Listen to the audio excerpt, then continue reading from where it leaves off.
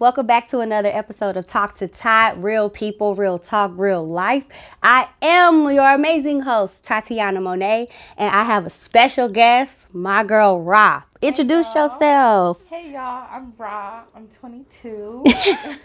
I like long walks on the beach. Right. I can't with you. I like to travel. This is not a dating show. Like, oh, your family background, and you know. I'm from. This is your dating resume. Okay, cool. Hey, look, shout your life out. Go ahead, sis. Go ahead. I'm all for the win. Alrighty, what are we talking about today? So, what's been going on a regular basis with conversations that I've been having with women are the kind of guys that they're dating. More specifically, guys who are emotionally unavailable or disconnected. Look at your face. I know that that's something. I'm gonna take a drink for that one. Yeah, take your time. Take your time. Look, y'all, we got wine, we got hookah, we got snacks. Okay, this finna be a real laid back but raw. Intense, Yep, yeah. that conversation. Yeah. So, do you want to start or you want me to start? I'm gonna follow your lead, host. Okay. Okay. So, wet my whistle. Oh, that's Gotta good. take a sip for that one. Get y'all some peach Moscato. It's amazing. Mm-hmm. So, I'll start off with a disclaimer first. A lot of times you don't know that a male is emotionally unavailable or disconnected until after you start going through stuff with them, because people don't lead with their ingredients up front all the time, right? They don't. But a leopard don't change spots. It don't. Come on with these analogies. Come on.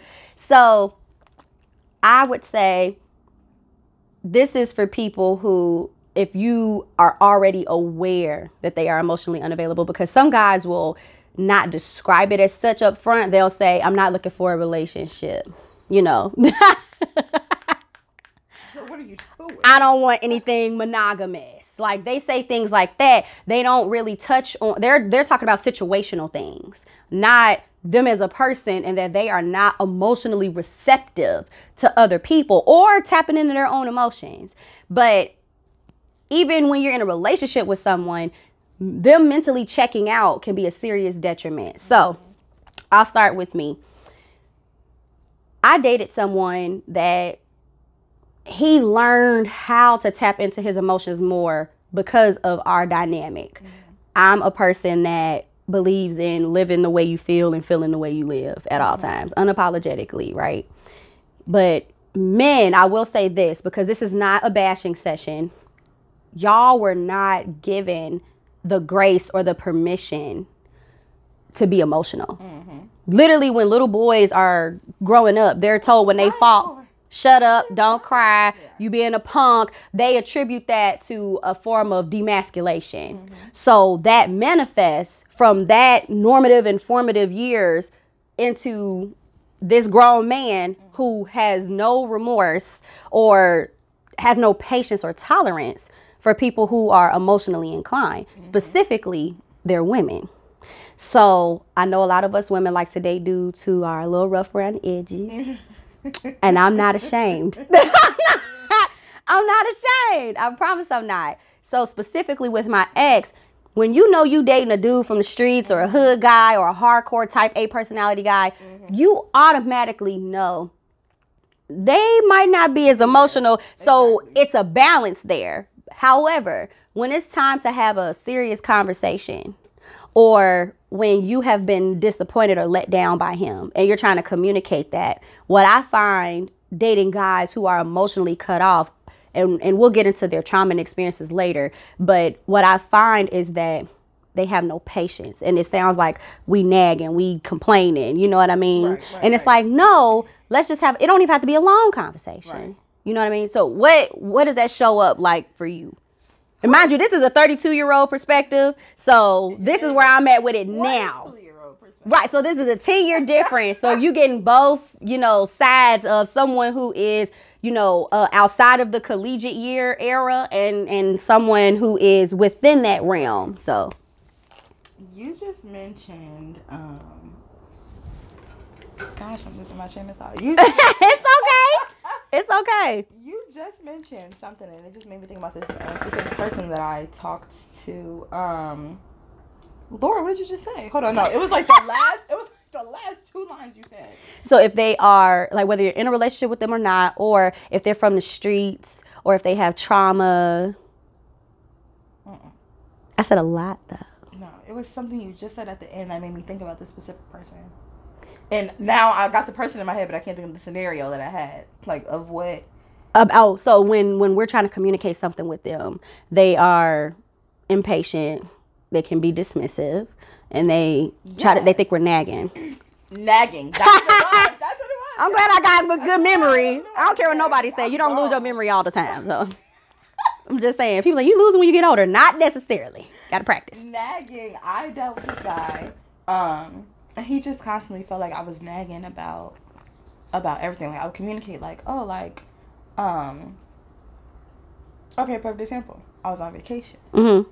And we hadn't communicated for like 2-3 days, and that's normally not like us. Okay. So I'm hitting him up like, what's up? Like, you going through something, whatever. And I don't hear from him.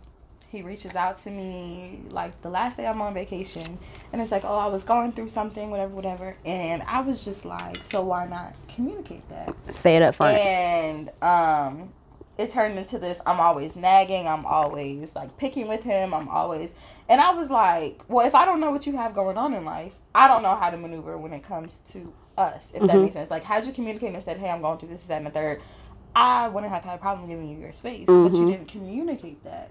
So, of course, in your mind, it seems like I'm nagging about stuff, when in reality, I'm just trying to get clarity. And that's an older man. He's an older man. So, basically, what you're saying is it could be misconstrued on us being okay, because they aren't receptive to it, because they're not tapping into their own. They kind of shut down and isolate themselves. That brings up a really good point. I've been experienced with my ex, and again, it's not to make him out to be like this bad guy. It's just, this is the type of guy. You're exactly. So when I would be so emotional, it's like when you're dealing with someone who's not as emotional, they kind of, without intentionally doing it, they kind of want you to think it's not that important, like it's not that deep. You know what I mean? And it's like, it's important. It's not like I'm blowing a lot of smoke about it, like, oh my God, this is, I'm not freaking out, but I am trying to address something with you and identify, hey, this is, because when a guy has his boundaries and he wants you to know, I don't like being called this, I don't like when you say that. That's what it is. But then when we have these boundaries, we're being emotional. We nagging, whatever. And it's like, because you're emotionally disconnected, you're not understanding that this is the same exact thing. Exactly. That irks my soul. No. You did. Whew, Lord. I was dealing with this guy for about 2 years. And towards the end, he basically was like, I need to put me first. Okay. I need to focus on me and what I have going on. And I need to intentionally date. I said, so you haven't been intentionally dating me? He was like, no, I have, but from this moment going forward, it won't be intentional. Like, it won't be intentional? Yes. So I was like, okay, well then we're going to leave where it's at. I'm going to puff my hookah. Child. I said, we're going to leave things where it's at. But then, like, reflecting back on the relationship, he always put himself first. And I always put what was best for us first. And so I was like, you've always moved within your boundaries, and I was always the one adjusting to meet you wherever you needed me to meet you. Now, absolutely not. If we're not meeting each other where we need to be halfway, yeah, absolutely not. We got to be on the same page at all times. If you're skimming and you're reading ahead, you're gonna have to wait for me to catch up.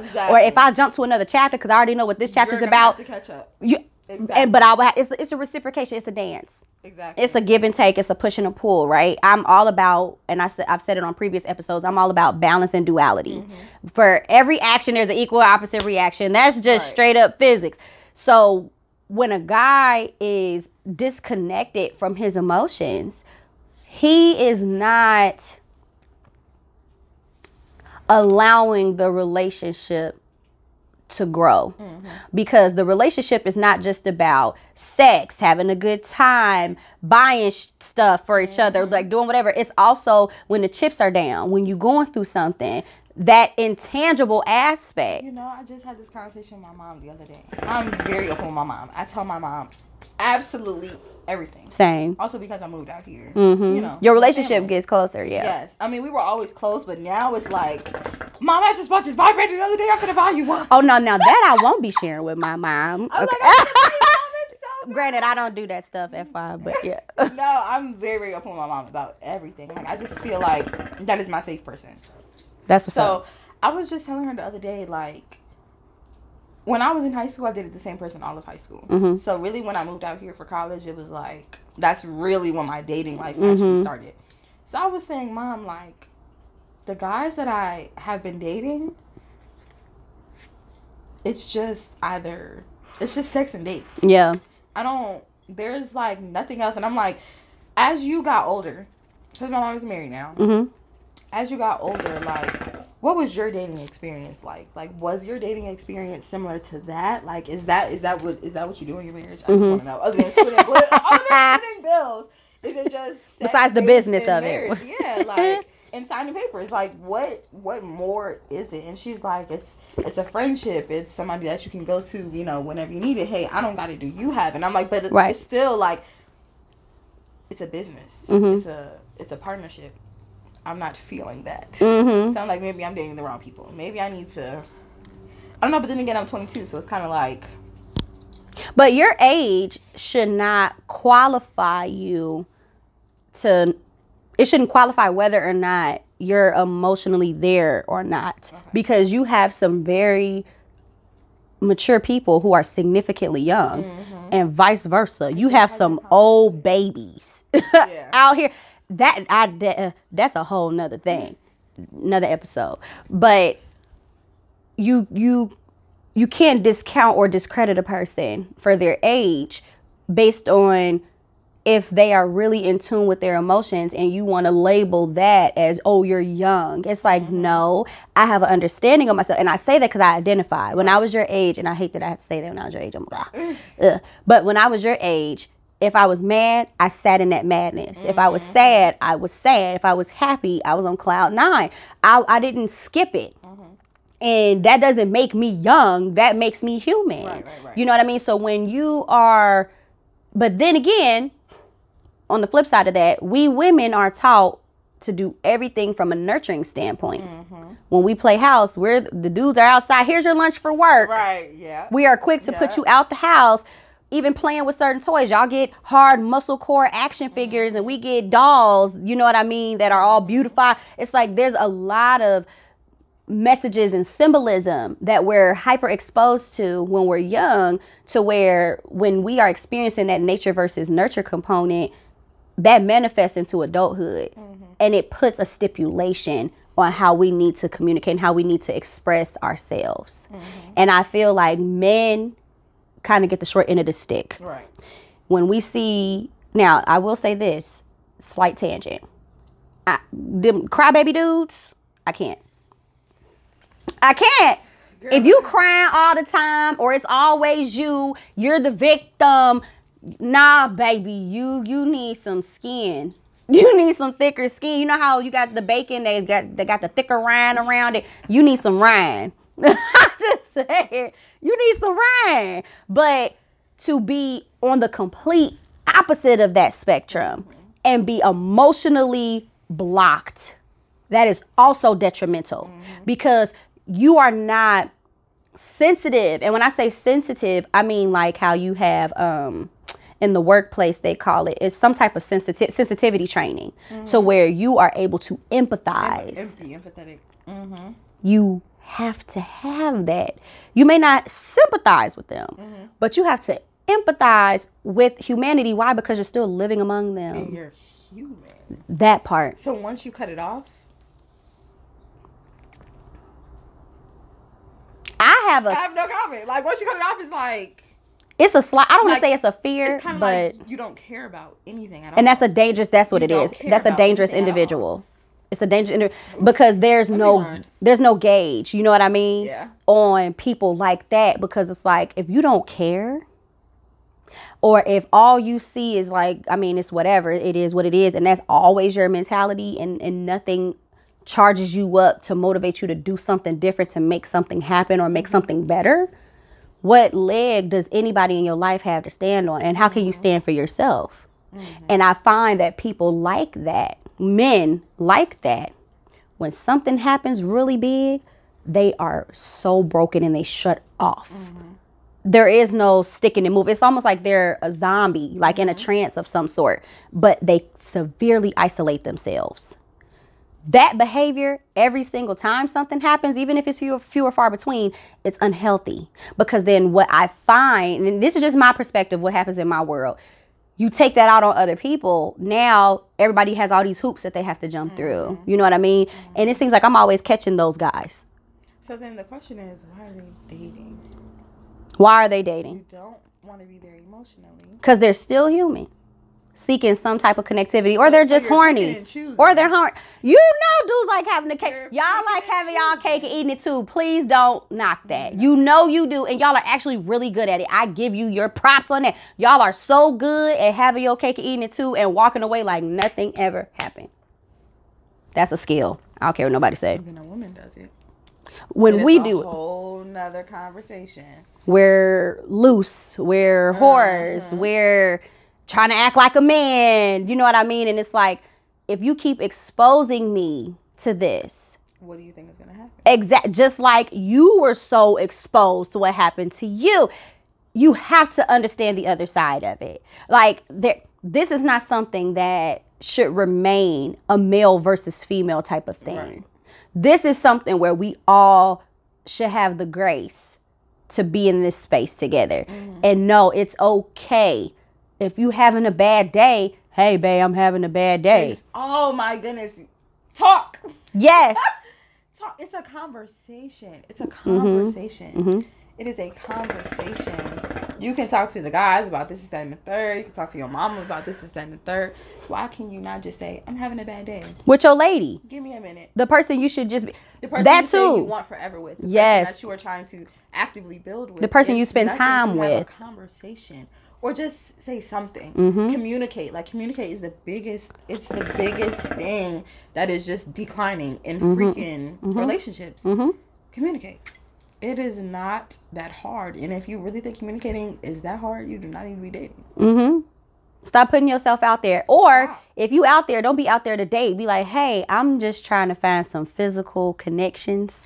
And believe it or not, some women be down for it. Like, you know what? I like his honesty. What's up? Like, and on top of that, they probably, some women be looking for that too. Like, I want nothing but the pipe. That's all I want. That's you know, granted, that's not me. I don't fall into that category. I want some companionship. I want us to have some habits. I want to travel. You know what I mean? Like, I want somebody to sit with on a rainy day and just enjoy each other's space, whatever that looks like. You know what I mean? I will say this too. Now, this goes into what I was highlighting earlier on in the episode. Trauma. A lot of our black men, and I don't want to just always make things being about black men, but I haven't grown up around a lot of other ethnic cultures with such emotional proximity. I'll say that. Because I did go to a school that was very diverse, but I wasn't submerged in Latin culture, Asian culture, Caucasian culture. So what I can identify with is the Afrikaans. Okay. Or, you know, African American. It's a bunch of names. I actually learned but the original name of Africa is Alkebulan. Teaching me something. I don't know if I'm pronouncing it right, but it's Alkebulan. Alkebulan. Get back to me. Yeah. So I'm like, okay, I like to drop gems on the show. So y'all go look up Alkebulan, but Alkebulan. Yeah, go look that up. It's the original name of Africa. So anyway. Oh, girl. When you are parenting, know that everything that you say or do will affect your child. And when they become an adult and they're left to society's dealing, you have probably released the animal if you have not put the right contents into your kid, especially these black men. Stop making young black men head of the household. as a child, as a minor. They are not your husbands. What you're doing is eliminating their innocence. It's one thing if you want to make them responsible and hold them accountable, but they are not meant to take the place of their fathers. You are wrong for that. You're so wrong for that. That hits a nerve with me. Girl, I'm thinking about a guy I'm talking to now. He's going through it with his mom. His mom is married. Okay. His dad moved on or whatever. He still communicates with both of his parents, of course. His mom is his best friend. His mom uses him like nobody's business though. And he's like, I'm so tired of it. I'm so tired of it. And I'm like, you're not that tired because you keep allowing it. It's hard, and though. So it's a thing. And I definitely understand that. It's like really hard because it's like, this is my parent. This is my rock. This is my mom. She had me when I, when I needed her most. So it's like, now that I got it, why would I not help her? But if it's bringing you down, you're gonna have to pick. Because you're an adult now. Exactly. And you have your own responsibilities, your own identity that you have to honor. Because it's no one else's responsibility. And even with dads, like choosing to be an absentee father, it cripples your sons. Just know that. In a major way. Just know that. In a major way. Especially when they have kids. In a major way, it definitely does. And I do understand why some dads cannot be around their kids, because the moms make it so difficult. They have that bitterness and resentment for whatever happened in their relationship, so they use the kids as a pawn. However, and back in the day it was a little bit different, but now, and I said this before, dudes are winning in court. Fight for your rights so that this woman doesn't have her thumb on you and it's preventing you from being an active participant in your kid's life. Because you can't grow up and just apologize later and think that whatever happened in between that time when you weren't there, this person was okay. Like, they go through it. And they don't have someone that they identify with to be able to vent to and express to or show them. We women can't show men how to be men. Just like you men can't show a woman how to be a woman. You can share from your perspective. You took it right from me. That's literally what my daddy was doing. Like, as I was growing, like my hygiene and stuff, my dad used to be like, this is what men like. You got to keep up with this. You got to keep up with that. You got to keep your hair done. You got to keep your nails done. You got to da-da-da-da-da. So now it's a habit to just do it. So, yes, I definitely agree with that. I do want to say, for me personally, I don't think I could ever deal with a dude who is an absent father, whether it's because of the baby moms or not. And I only say that because my daddy was married when I was born. And, of course, my mom didn't know he was married at first. But she chose to keep me. Which is a commonality in a lot of black men. Right. She chose to keep me. She's like, I'm going to keep my child. Yeah. And my dad stepped up in every way possible, even when my mom made it hard. My mom made it hard. I've heard. She had her moments. Yeah, she was young. My mom had me her senior year of college. Basically where I'm at now. So I can only imagine. But no, my dad made it happen. Like, even when he was in the military, he made sure his family was there to help my mom out with me. Like, so when I hear a guy say, my baby mom's, or it's like, you don't care enough. You're not doing it. You can't keep letting this stuff happen to you. Yes, like, no, because y'all lay down together. Like, this is, your child is a part of you. So I just personally feel like I could never deal with a guy that I actively know, he's not doing enough. Or he's just, my baby mom's You have to care. You have to. You have to care about something. And that's why I say men like that are very dangerous, because if you don't care for nothing, then you can leave because of anything. And we women need that type of security, because once we're released from our own parents and we are independent and on our own, we want, like, that security is something that we're used to, just like the nurture that you receive from your home is something that you're used to. So it's about providing those things for each other. But when you are operating with so much trauma and emotional baggage from your upbringing and you don't resolve it, you're not only still depleting from yourself, But now it's almost like an infection or a cancer that you're spreading to other people that you encounter, that you let into your space. I ain't talking about strangers. I'm talking about the people that you choose to date.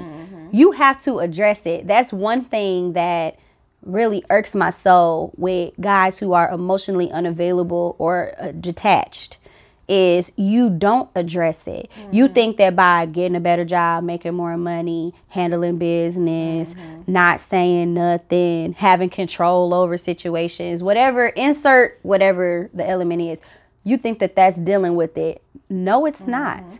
And It's literally just covering it up. Hello, sweeping it under the rug. The rug is up here now. I was about to say. It's a mountain. So when you analyze a person's home, their familial background, their upbringing, it's important to look for stuff like that. You know, did they have active parents? Did they have any type of abuse? Did they respect their mom? Boom. Do they respect their mom? How you treat your mom and your sisters and your aunts and stuff, that's a reflection of how you're going to treat me. Or are you bitter because of whatever you got going on with your dad or whatever? It's like all of that is going to reflect in how we coexist. Right. And if this is supposed to be a relationship where we are both supposed to be gaining and growing and leaning on each other for support, you gotta tap in. You have to. And it doesn't make you weak. It doesn't take away from your masculinity or your manhood. It's not something that should continue to be frowned upon. Stop. If you're so willing to change everything else or have your boundaries and stuff as you get older on what you accept now or what you don't tolerate no more, why can't that be factored in too?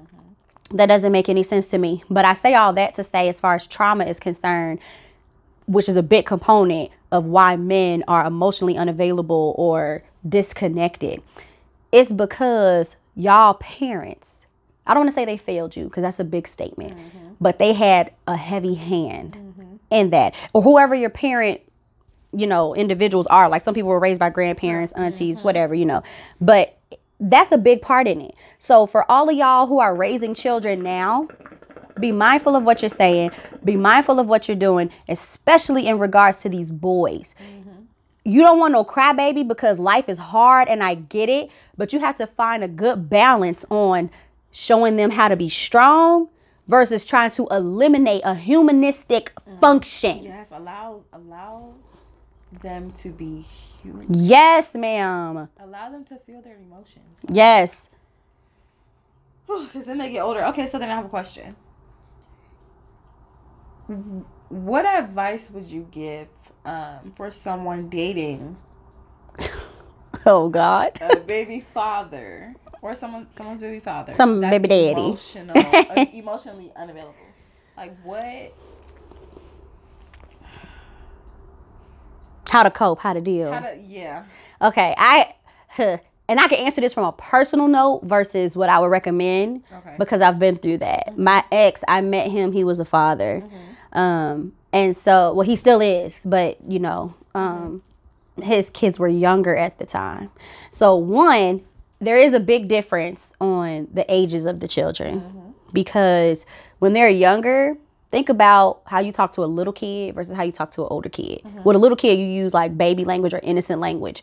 That requires some type of emotional regulation, right? So you're like, hey, I need you to do this, you know, blah, blah, blah. Like you don't baby them, but you nurture them. Right. That is an opportunity for you to tap in. Like, hey, you know how you explain stuff to your kids when they make a mistake and you do it with the intent of not hurting their feelings? I'm going to need those kid gloves too when it comes to us talking. Right. Because right now there is no space that you're providing for me where I feel vulnerable with you to communicate, because you're so turned off by us by us either having a moment where we need to talk about something so we can better formulate where we're going or what we're doing, and you have a negative connotation about it. It's not that deep. Like how they tell us some stuff ain't that deep, so we shouldn't be tripping. Us talking or us getting you to be a human being and express your emotions, it's not that deep. So, but if it is that deep, get some help. whether that's from your person, and I feel for people who don't have a person or who has lost their person. You know what I mean? In some ways, like for instance, when my dad passed, because that was the person that I ain't even had to say anything. He just knew. And when you lose somebody like that, where you don't even have to speak, they just know you and they're a part of you, you have to become your own person. It's an unfortunate burden to bear, but you know one thing, you always gonna show up for yourself. You know every detail, so it's really nothing to have to be explained or understood. So there's a safe space in that. And you would think that men, when they isolate themselves, they're doing those things in that moment, but they're not. Some of them. Some men, when they isolate themselves, it's specifically to get away from the issues, but you're still not working on them. So my advice to you is, if this is a person that you feel like he has a purpose in my life, he has a place for my life, in my life, and I have a space and a place in his, where we aren't just circling the drain. Sometimes people have their season, and this is something that I want y'all to know. People can either be a part-time, emotionally disconnected person, or this is literally who they are. Because sometimes when you go through something, your emotions are just off. You like, I don't have it. I'm full. I can't do it. We're not talking about those. Those are understandable because life be lifing, you know. But when this is who you are as a person, and you actually say these things when you describe yourself, like, hey, I'm not big on all that, you know, whining, complaining. I don't like talking much to people. Like, you're in a way saying, I am emotionally unavailable, or I am emotionally disconnected from everything. I would say, if that's the person that you want to deal with, you have to identify with what they identify with. So if that person likes clothes, find a way to incorporate clothes with, and this ironically showcases like what I do with my business, blending forms of art with wellness to promote people just being better versions of themselves. So whatever they identify with, use that connecting mechanism to get y'all to start having a conversation. So for me, I like to eat. So if somebody want to talk to me about something, they might want to take me to eat. You know what I mean? Or put some music on or something. I like music, you know what I mean? But there's only so much of that you can do after a certain length of time. I was just about to say, so then how would, again, we talked about earlier, meeting each other wherever we're at, right? Back and forth. So it's a game. How would you adjust yourself to be where they are without compromising who you are? So one, I'm emotional. Right. I'm going to like lay everything on the table. Hey, you kind of hurt my feelings when you said this. I don't know if you meant it that way, but just thought you should know. Like sometimes it don't even have to be a conversation. I just want you to know so that you're aware. And then it's like, oh my God, here she goes. Right. So like, it's and like, that demotivates you from what's wrong. No, you ain't telling me nothing. And then they think you had other stuff. I do want to first say, it's not a game. When you are in a relationship with someone, it is not a game. Life can be a game, but you shouldn't be gaming with this specific special person. Okay. You get what I'm saying? Because when you think of games, you think of competition, you think of a winner and a loser. Why would you want to add that aspect into your relationship? Right. It's symbiosis. It's something where both of y'all should be able to feed off of it and nurture it and grow from it. It's not something that, because when you think of games too, games have time limits. You know what I mean? Games have certain rules or regulations that are crafted specifically for that. But when you're in a relationship, you don't even know what all applies yet because you're still experiencing this individual. So try to expand from that concept. And don't mix that with what the rest of life is going on, because what y'all have is y'all own world, y'all own bubble. You know what I mean? But to go back to your point, outside of identifying with them and meeting them in a space that they're at, you also have to give them time to adjust. But more specifically to your question, if you have to compromise yourself to meet anybody halfway, it's not worth it. It's one thing. I always have this phrase: you can bend without breaking. When you think of bending, it's something that you're willing to do, even if it's something that's not totally your norm. But when you are compromising yourself, that's a breaking point. That's a breakage. So now you look at that with some sort of resentment. Like, I settled for this. I sacrificed this. Like, it shouldn't have to feel like that. It should feel like, well, I didn't consider that before, but I'll give it a try. That's the vibe that it should give. Or, you know what? For this person, hey, why not? It's not taking nothing from me, you know? So you first have to ask those questions to yourself and also really realize who you're dealing with. Is this a person that, because you can't change nobody. It ain't going to happen. If a person wants to be better, they're going to make their own adjustments. But if this is a relationship, a pact, you guys will devise a plan together and execute that plan together and be responsible for holding each other accountable. It's literally teamwork. And maybe that's why some people say it's a game, because there's team play in there, but not fully to where it is a game. It's more like a project. You know, you have team players and teammates and stuff with a project, you know, so it's a mindset thing. And it also depends on what happened to that person and how much grief, trauma, exposure is embedded into that person. Because a lot of times we show up in people's and in these guys' lives in the heart of the storm of whatever they're going through.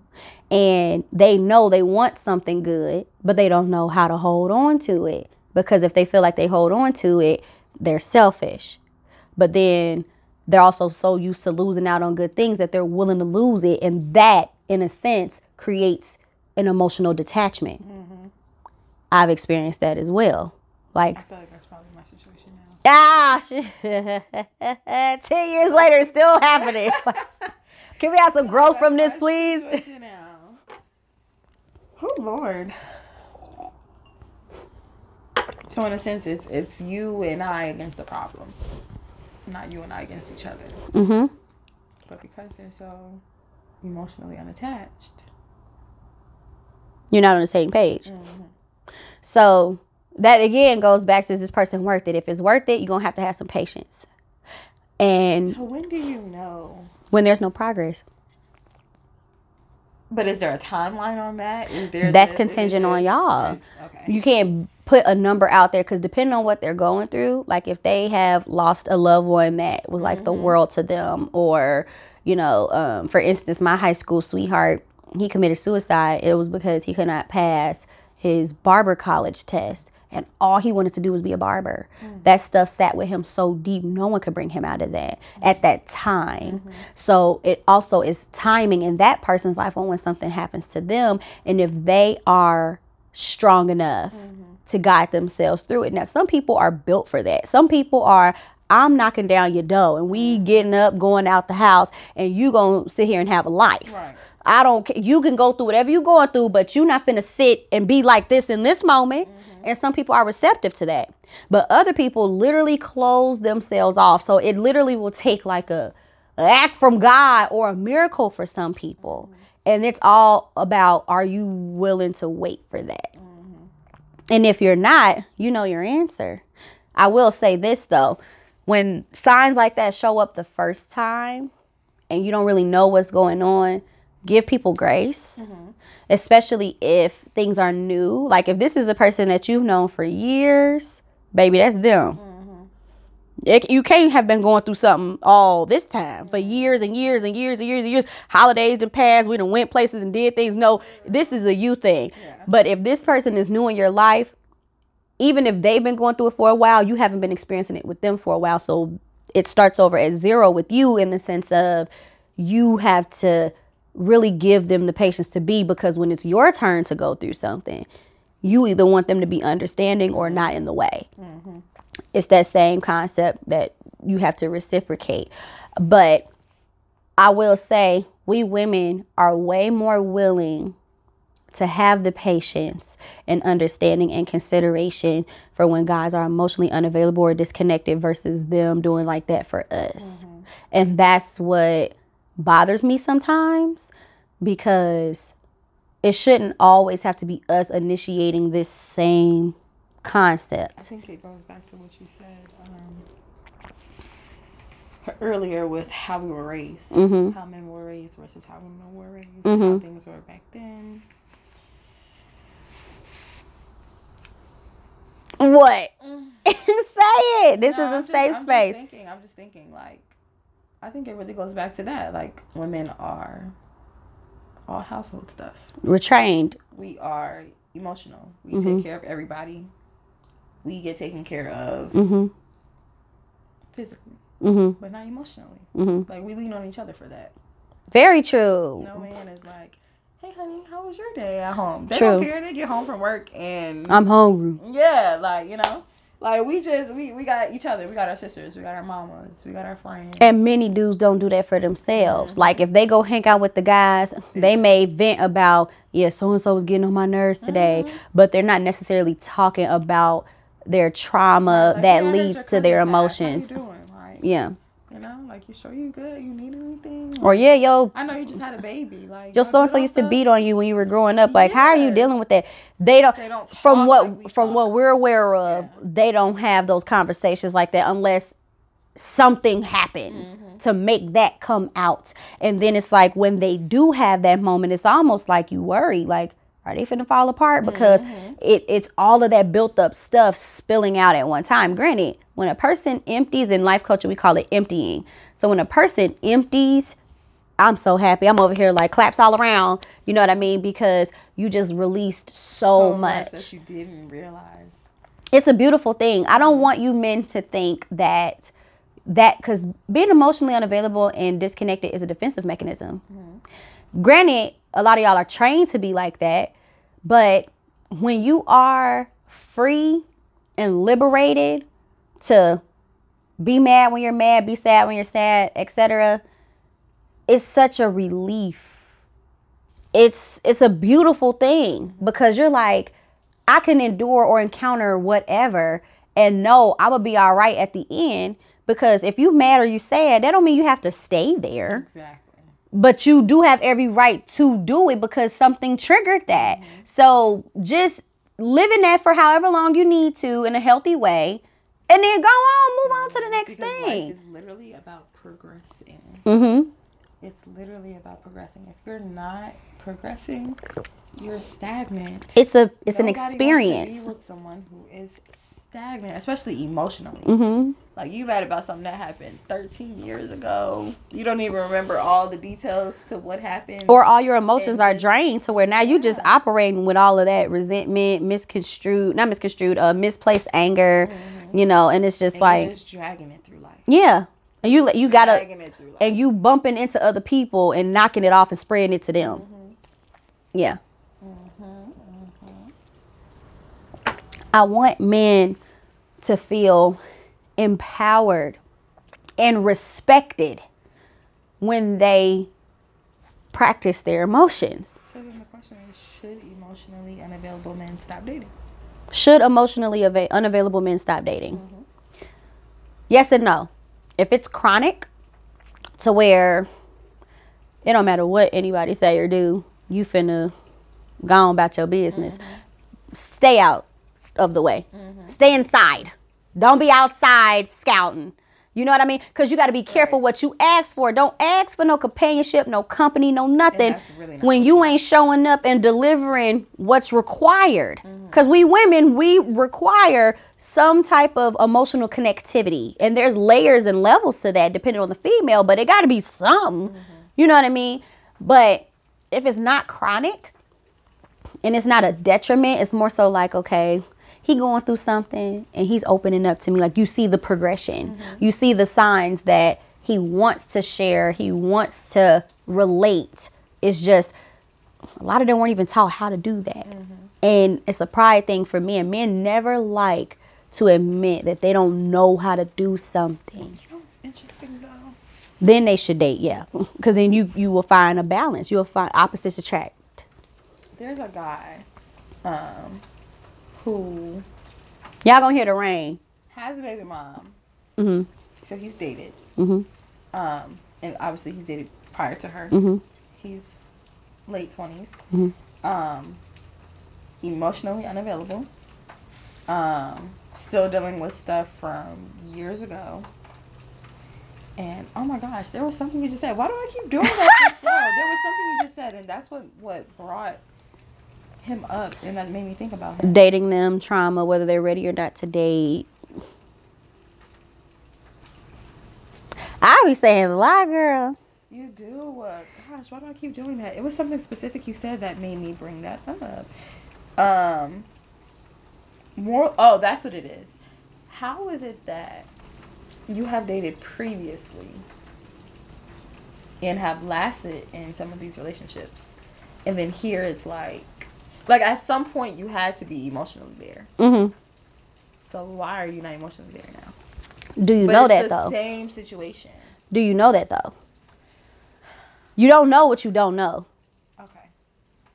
And it's not for you to know that. Like if this was a marriage, okay, that might warrant it. Or if this was like a long-term relationship where the aftermath of that is still impacting this man, mm-hmm. then yeah, that's something you should know if this is the person that's in your space. But grouping people, I don't like that. Mm-hmm. I don't like grouping people. Don't group me with the rest of these birds out here that y'all have dated. I have nothing to do with them. They in a flock. Mm-hmm. Okay, I'm over here by myself. So if you don't fully know, and then on top of that, there are some women out here with no standards.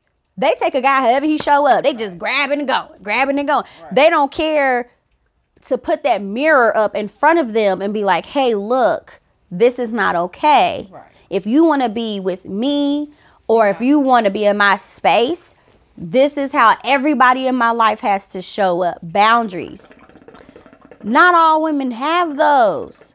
You know what I mean? It sucks. Because a lot of us good women out here will meet a guy right after they're hurt or in the midst of their trauma. Mm-hmm.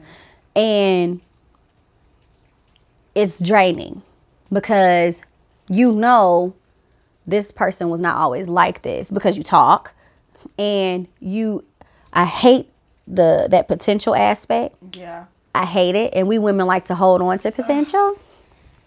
But you see where it could go with this person because of how he showed up to you. Mm-hmm. Pulled out all the stops and bells and whistles and doted on you and all of that stuff to get you in. Mm-hmm. Exactly. It's not potential that we made up. It's like, no, this is how you started off the race. And now you're drawing back. You losing your pace. What's up, pimp? Mm-hmm. What we doing? You know what I mean? You did all of this to get me. No, what you gonna do to keep me? Right. You know what I mean? Because if I start slacking, you're going to step out. Mm-hmm. You know what I mean? And granted, their boundaries may not necessarily be emotional connectivity or presence. But whatever their boundaries are, dudes are so adamant about them. Same thing over here. It's not a slight against you if you are an emotionally unavailable male. I don't want y'all to think that. Because something happened to you. No one's born that way. Nobody. Unless you have some type of medical condition. No one's born that way. So this is because events have happened or people have done things to you that have made you like this. And you probably didn't even get an apology for it. You were just left to deal with it on your own. Mm-hmm. And that sucks for you. It really does. You did not deserve it. But what you're doing to the rest of, not even but, you, because I don't want to contradict myself, you projecting that out to the rest of the world and mandating that people show up based on unrealistic expectations, that is not fair. And even thinking about it, even a lot of the women who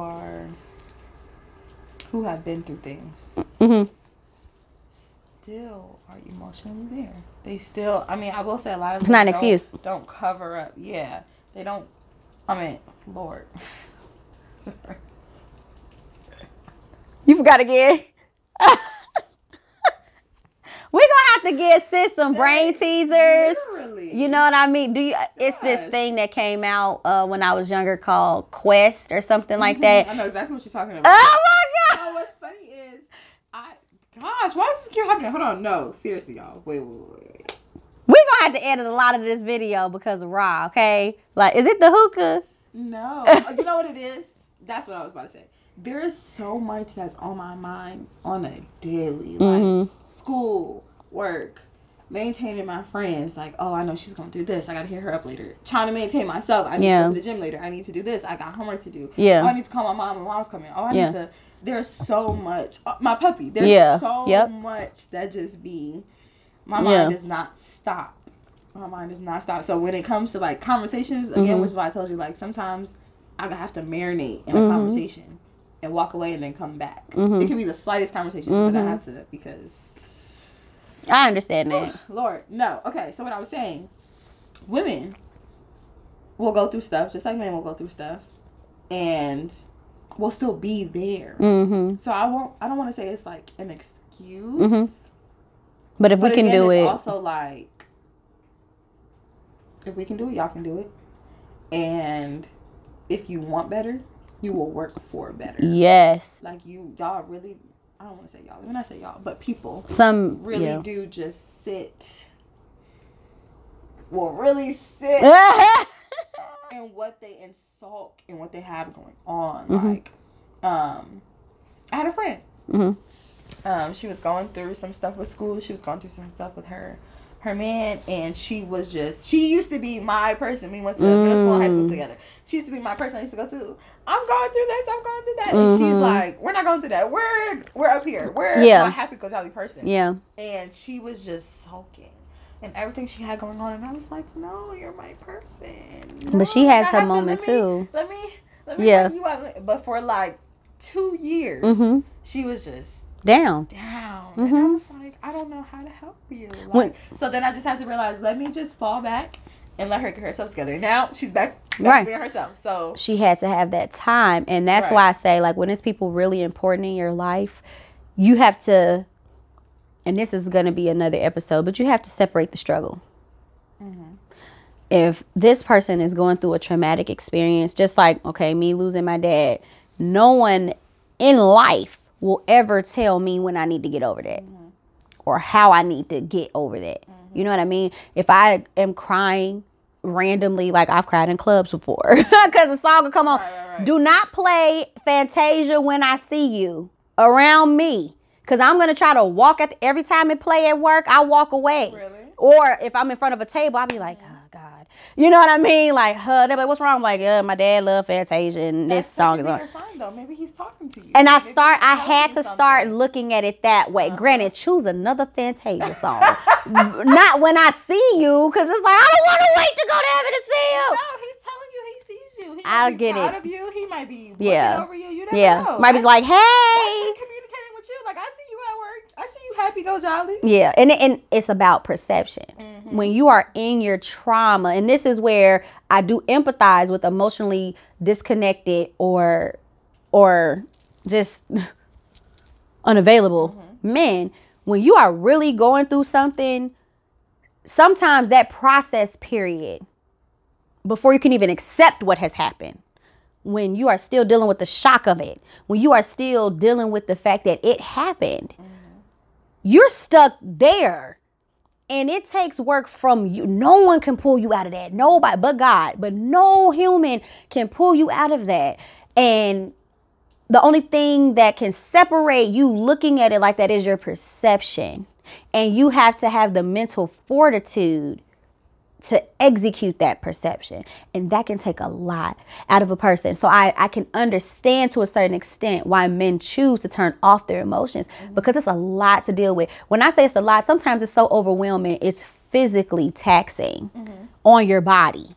You know, like how, like, I remember at the funeral seeing my mom, like right before they were about to close my dad's casket. And mind you, she kept her composure the whole funeral and all of that.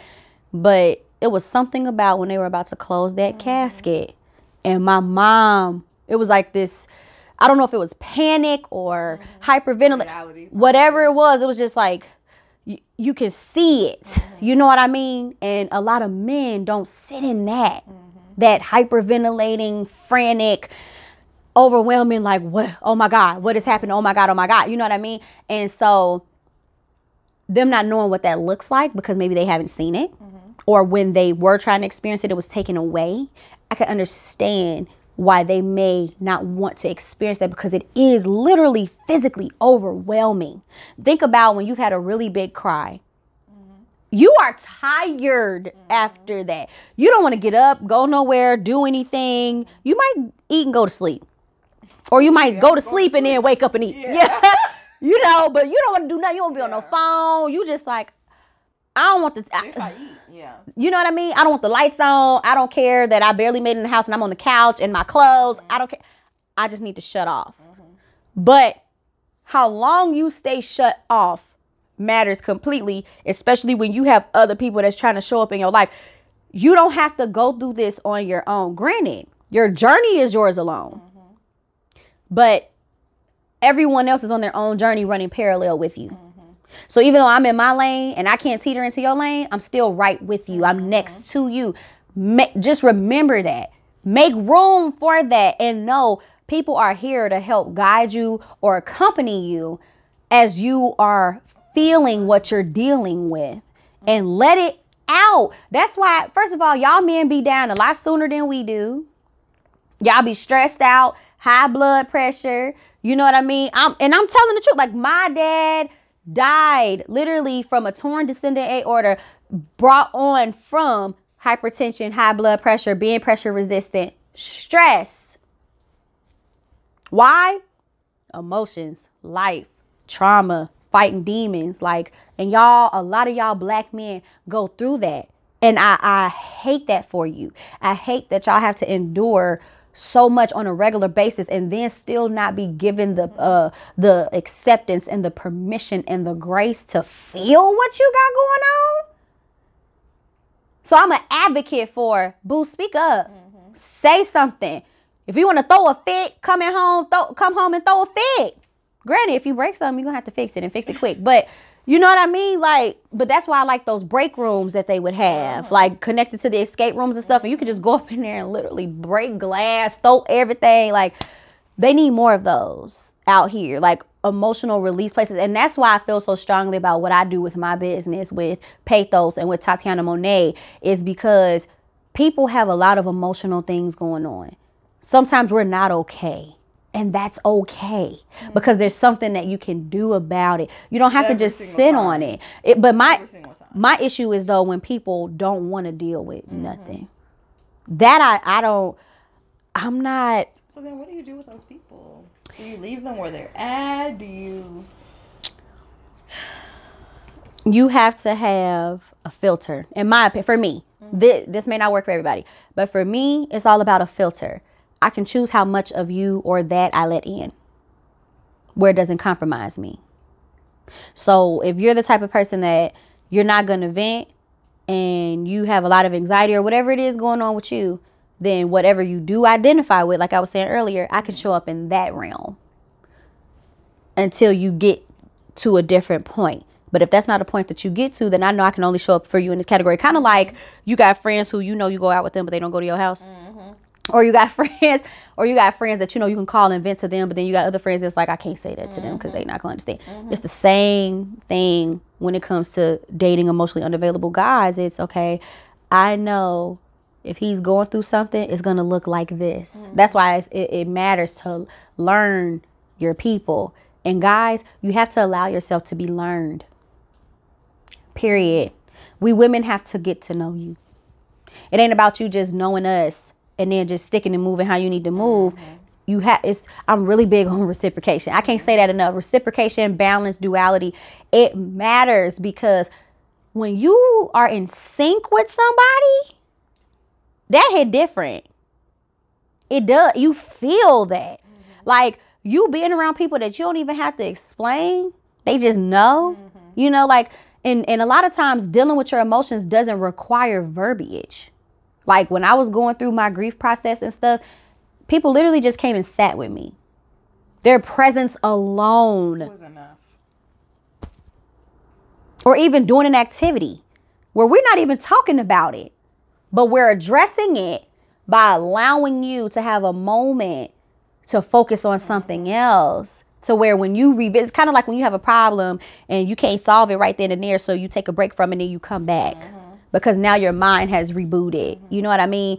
Y'all dudes have to allow your mind to reboot. Just saying F it and forgetting about it, that don't count. That's not the same thing, because your problem is still there. You're not fixing it by turning off your emotions. Please stop doing that, because you're killing yourself.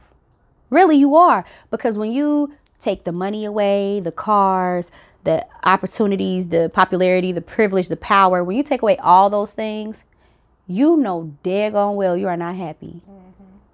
That should be your utmost. That should be the priority. Not your baby mamas, not your job, not your family. You are your priority first. I feel like that's what everybody. But a lot of people don't see it that way. A lot of people put their kids first, or their ailing parents first, or money first, whatever. No, you have to be first. If you're not together, everything else is crumbling. Boom. Everything else is crumbling. Boom. And then you can't show up in them other categories to the best of your ability, because you already compromised. You already lag. It's like showing up to the party blinded and on one foot. You ain't gonna be able to do much. But you got to be ready for that, though. I challenge you men out there to start living the way you feel and feeling the way you live. Masculinity and all. We're not saying y'all got to be over here crying like we do. Right. You know what I mean? Or having attitudes, whatever, when we upset. But again, communicate. It's like the most basic human thing you can do. Just talk. Define for us the male identity of being emotional in a good way. Show us what that's supposed to look like. If you show us how you are showing up, then we know how we need to accommodate that. You know what I mean? That's not far-fetched. And it shouldn't feel like it's coming at a risk. Nah. Knock it off. Knock it off. Do right by yourself. Get a therapist. Confront whoever hurt you. Accept and gain an understanding of what happened to you. It's hard. It's very hard. None of what I'm saying is things that are easy or expected to be quick.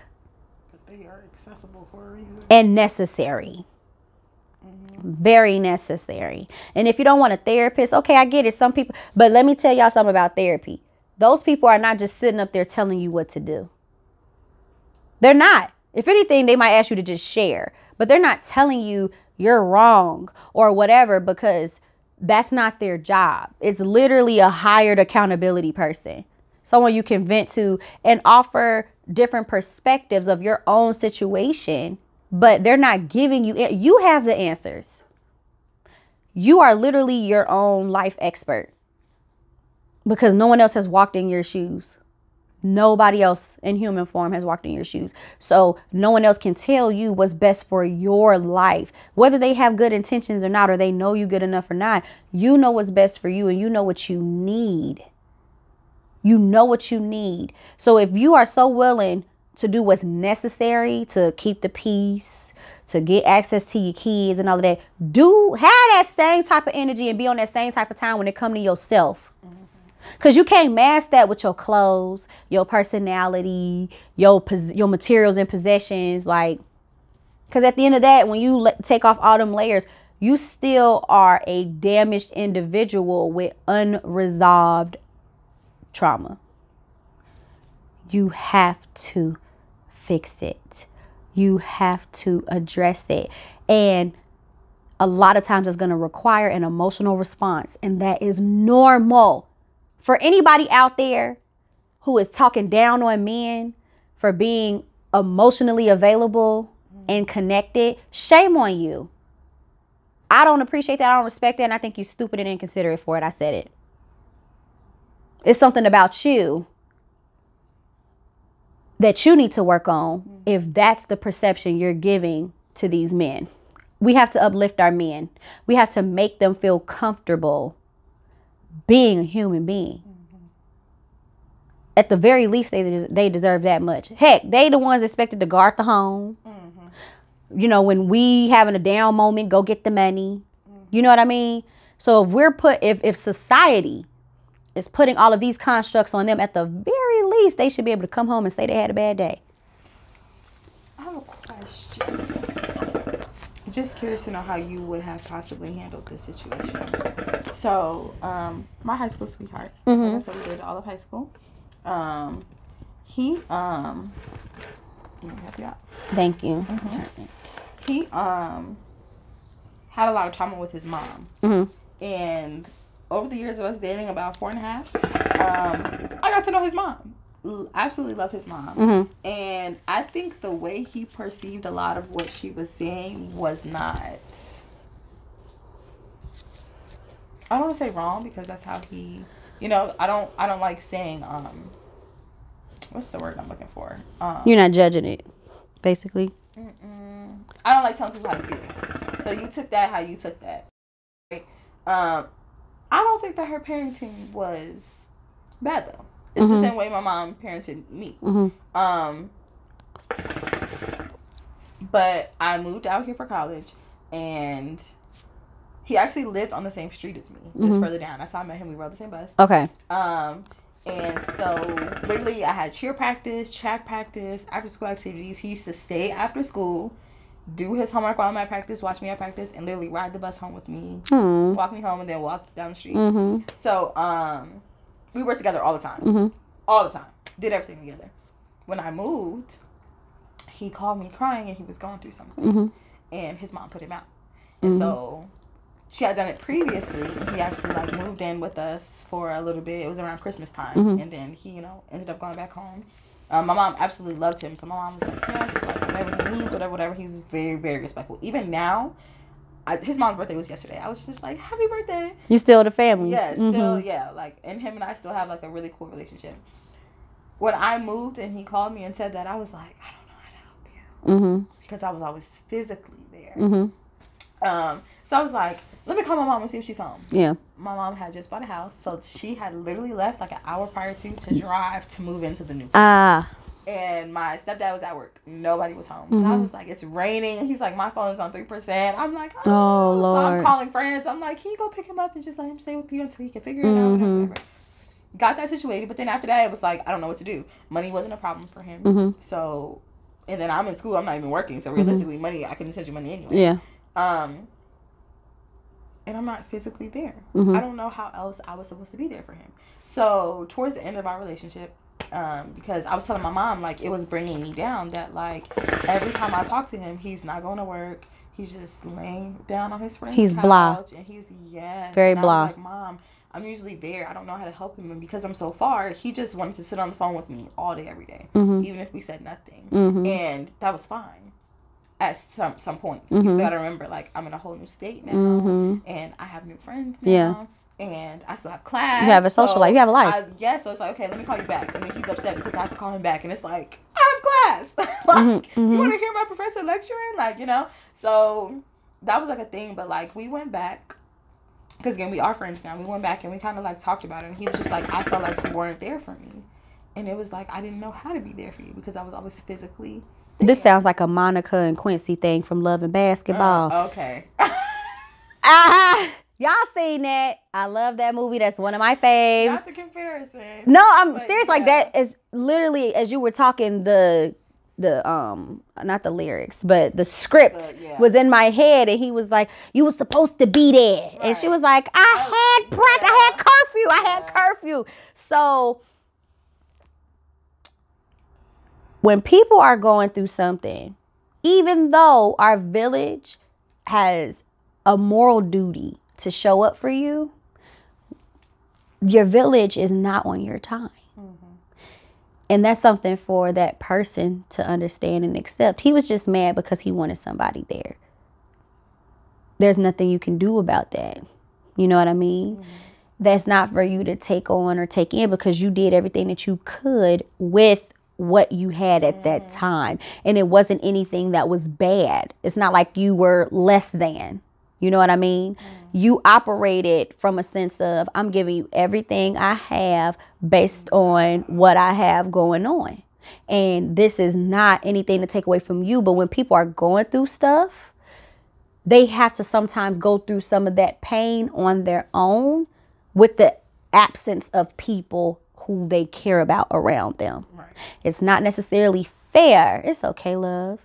It's not, no, it's for real. This is a safe space. Like, Talk to Tot is always a safe space. I actively think about that. I really do. I actively think about it all the time. Like, dang, like, could I have done something differently? Like, and don't let someone make you feel that way. The fact that you feel that way, that means you love him. You know what I mean? When you love your people and you want to do more and you literally can't, it hurts. It's kind of like when we see our dogs get hurt, we're like, oh my God, like we freak out. Yeah. You know what I mean? It's the same thing with our human friends, our loved ones. It's only so much you can do. You can't take his pain away. Right.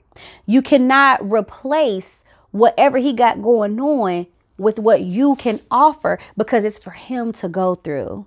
He has to endure. I've heard of it called the crushing.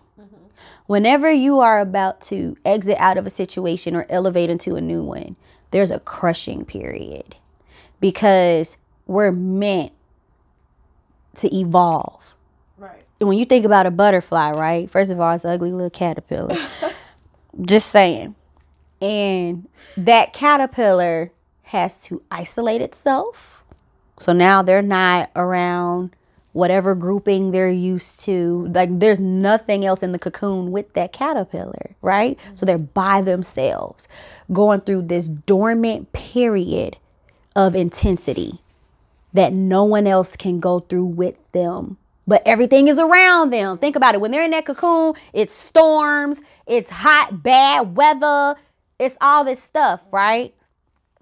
But when it's time for them to blossom, because they stuck it out, they went through it. They went through that crushing period. They evolve into something way bigger and better than where they came from. But they have to endure the battle. It's not always about the destination. It's about the journey.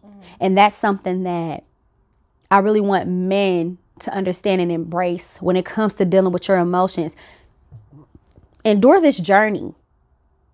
It's not meant for you to endure it with perfection. You just have to go through it. So if you come out scathed and bruised and bloody, you still came out. No one ever asked you to come out unscathed and perfect, because we're not robots. You know what I mean? And so the risk you run with being emotionally dismissive, disconnected, unavailable with people who are designed to be in your life and help you get through it, it's like you're eliminating your resources. It's like you're creating a drought. It's like you're starting a fire. It's like you're intentionally sabotaging. Why would you do that? You know, and that's a question that I genuinely want to know. Like, if any guy is willing to come on the show and express this, please let us know. Let me in as to why you show up like that. Because if we have a better understanding, like I was telling you about how I fussed out so-and-so earlier, if you tell me how you're showing up, because she tried it, tell me how you're showing up and communicate your expectations or boundaries up front, so then I know how to accommodate you and we can always be on the same page. But just know I have my own as well. You know what I mean? And people who are emotionally disconnected, guys who are emotionally disconnected, just know there is a other side to that, where you are creating some type of detriment for these people that you continue to allow or entertain in your life, or you're choosing to be in theirs. It goes both ways. Everything is a give and a take, a push and pull, like the waves. You know, it's a flow, it's a dance. And I like to equivocate that to water. Water can be as calm and tranquil and peaceful, and it can be so tumultuous, dangerous, deadly. You know what I mean? It don't take away from the fact that it's still water. Just like it doesn't take away from the fact that it's still life and you still have to go through it. No matter if it's a calm before the storm, or if you're in the middle of the whole hurricane, tsunami, whatever, the flood, whatever. So to your story, and thank you for sharing that. And thank you for being vulnerable enough to express your emotion in that, because this is what this is about. This is the effect that you can have on people who's trying to show up for you, knocking on the door like, hey, this is what I have to give. Let me in. I'm here for you. You know what I mean? But this is what you experience with that. So I would say, to your point, continue to love them, but as long as you're loving them the best way that you can, nothing else is your responsibility. It's for them to go through. So on that note, y'all, we're going to close this episode. I thank y'all so much for tuning in to this week's intense discussion on Talk to Tat. Thank you, Ra, for joining my show this week. You know, let them know how to follow you real quick. You can follow me on Instagram at rahxmani, rahxmani. See? And then you already know my social media handles and stuff like that. Until next time. And I can't wait to see y'all on next week's episode of Talk to Tat, Real People, Real Talk, Real Life. I am your lovely host, TatyanaMonee. And we are outie. You know us. I still gotta learn what that means. I still gotta know.